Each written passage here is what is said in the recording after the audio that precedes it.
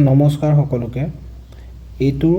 notice আহিছে 4/3/2025 তাৰিখে Assam level police recruitment বোৰ্ডৰ পৰা আমাৰ যিখিনি এক্সাম হৈছিলে 5 জানুৱাৰী 2025 তাৰিখে সেই পোষ্টখিনি ৰিজাল্ট আজি দিনৰ 11টা বজাত দিয়া হ'ব আৰু সেই পোষ্টখিনি আছিল 144টা post of sub inspector AB Assam police 7টা post sub inspector communication in APRO 51টা পোষ্ট আছিলে sub inspector AB Assam commando battalion and এটা পোষ্ট আছিলে এছিষ্টেণ্ট ডেপুটি কণ্ট্ৰোলাৰ আৰু সিভিল ডিফেন্সৰ কি পোষ্ট আছিলে আৰু সেই সকলৰ আজি দিনৰ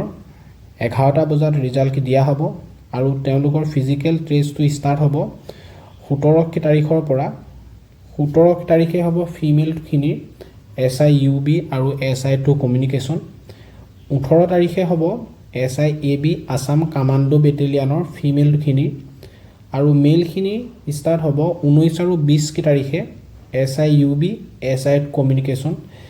21 তাৰিখে SIAB Assam commando battalion for male কেণ্ডিডেটৰ হ'ব তেওঁলোকৰ ফিজিক্যাল টেষ্টটো ষ্টাৰ্ট হ'ব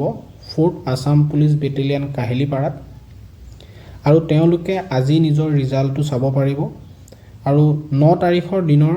11 বজাৰ পৰা তেওঁলোকে নিজৰ এডমিট কাৰ্ডটো ডাউনলোড কৰিব পাৰিব তেওঁলোকে নিজৰ